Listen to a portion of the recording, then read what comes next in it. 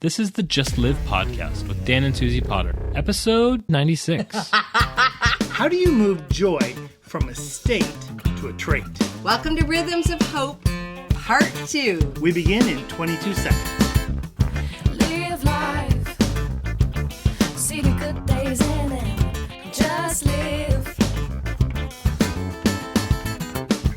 Live life, see the good days, see the good days. Follow your potential. And live life, see the good days in it. Thrive. Your life is a remarkable story and adventure that only you can create. We exist to motivate and equip you to live fully alive. Welcome to the Just Live podcast, our Rhythms of Hope series, 5 parts. This is part 2 on overflowing joy. Because joy is one of those things that if we're going to just live, it's got to come from that place of joy. So we're really excited looking at this trait that we can adopt into our life. Yeah, so this is Rhythms of Hope, and it is our theme of 2025, so we're living it, and Romans 15:13 describes this hope so well in the different parts of this rhythm of hope. And the verse says, "May the God of hope fill you with all joy and peace as you trust in him, so that you may overflow with hope by the power of the Holy Spirit." And I love it in another translation. The Passion Translation says, "Now may God, the fountain of hope, fill you to overflowing with uncontainable joy and perfect peace as you trust in him. And may the power of the Holy Spirit continually surround your life with his super abundance until you radiate with hope." My name is Dan. And I'm Suzie. Together we are Doozy. We're going into overflowing with uncontainable joy this week. It's really great. It lays on the foundation of last week's episode. That was episode 95, if you didn't get to listen to it yet, about God, the fountain of hope. He gives us hope so that we can have this fountain of hope overflowing, and we get to have this joy that doesn't end. It just overflows. Now, I don't know what gives you joy, but joy for me is doing something unique. Years ago, I saw someone take an object. It was a deck of cards, and they totally dismantled it. They put it in this small bottle. They put a cap on it. Unbelievable. And I've always wanted to do something like that. And recently, I took a glass bottle, and I took the cork out, and I totally disassembled a Rubik's Cube. I put it inside, and then I put it all back together. It took hours inside and hours. the jar. But I had Part so by much part. joy when I finished it. Now, you may realize, if you can see this, or I want you to imagine, the Rubik's Cube inside is not all white on one side, all red on the other side. It's totally mixed up because a Rubik's Cube has 43 quadrillion different combinations. How many zeros is that? That is a 43 with 18 zeros behind 18 it. zeros. What? Here's the thing that oftentimes robs our joy. We try to be perfect. We try to put all the whites on one side, all the reds, all the greens. Same. And the fact is, you are so unique that your joy comes from that uniqueness that comes from your hope that comes from God. So just a little bit of joy there that I wanted to show you or tell you about. So that brings you joy. Brene Brown has her latest book is called Atlas of the Heart, and I've just read it a couple times recently, and I love this part about joy in there. She describes joy as an intense feeling of deep spiritual connection, pleasure, and appreciation. So joy is a feeling, it's an emotion, but it comes from something very, very deep. A deep spiritual connection, pleasure, and appreciation. When we're in the midst of experiencing joy, for me, there's a bit of difference between happy and joy. Joy is like more of this deep one, and many people say, "Oh, when you have joy, you just kind of lose yourself in the joy." But actually, when you have joy, it is the releasing, it is the fulfilling of more of who you really are coming out. We love to call it fully alive. Oh, so you can lose your marbles, but you can't lose your joy. You might lose your Rubik's Cube pieces, but you become more of who you truly are when you are experiencing. So let's actually look at these real two joy. concepts of joy. One is joy as a state. The other is joy as a trait. Yeah, and Brene describes this really beautifully, and I love it. A trait is not like just like a piece of it. It is a part of who you are, but it's a part of your character when it's a deep sense of joy. And a state is something you experience. Maybe you have a great experience, you celebrate something, you go have a fun time, you might be happy, and you have a state for a short amount of time of joy. But we're talking about the trait of joy. This So not like Michigan or Indiana who are not that states. kind of state, no, but this is like an overflowing of who you are when you're really experiencing joy. You may not have a smile on your face. You actually can just have this deep-seated, overflowing joy that's different than happiness. It might include it, but it's a trait that becomes a part of who you are. One thing I notice a lot is that joy and gratitude go hand in hand. Susie and I tried to keep a gratitude journal. We try to keep track of what are we thankful for at night when we take a walk. Sometimes we just talk and what are we thankful for? What did we see today? What is and the gratitude births joy, and joy births gratitude. Yeah, and Brene calls it an intriguing upward spiral. We talk a lot about perspective, and we can have this downward spiral of things that take us down, lower, lower, lower, lower.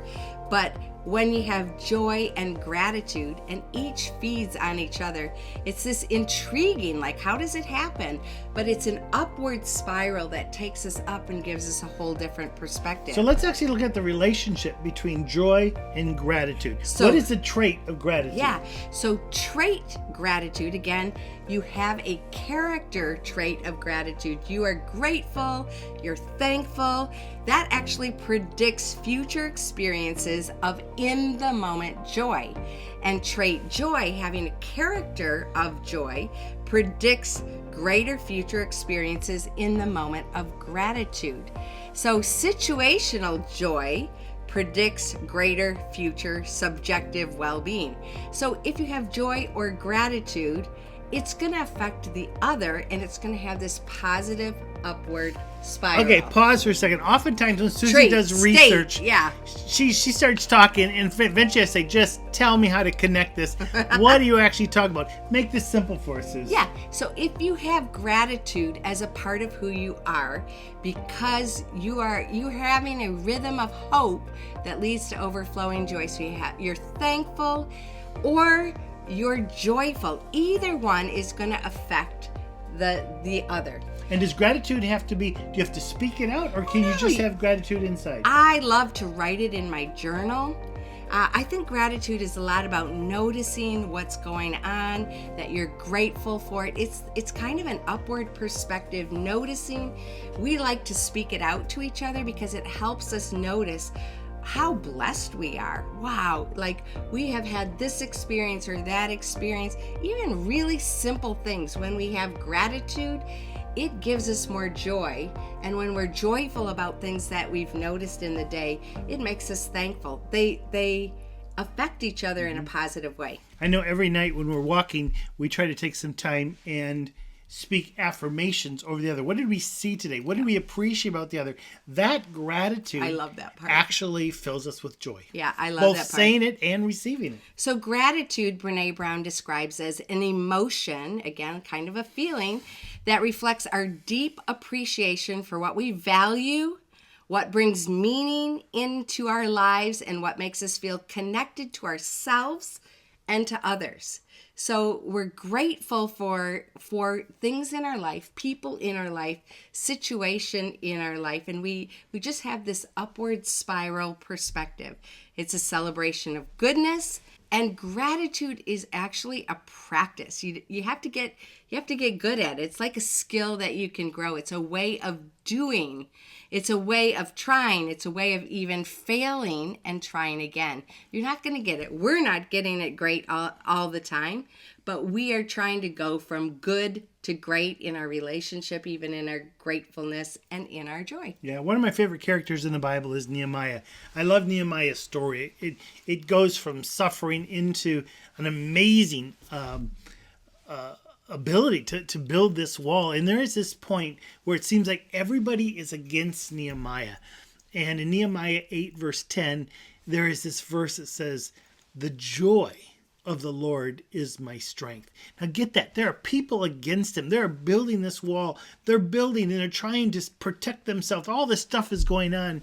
The joy of the Lord is my strength. So I love that concept that there are times in our life, maybe right now, something you're going through, that it is like, this is so hard. I just want to encourage you that there's some joy, and the joy of the Lord can be your strength. Yeah, let's go to science.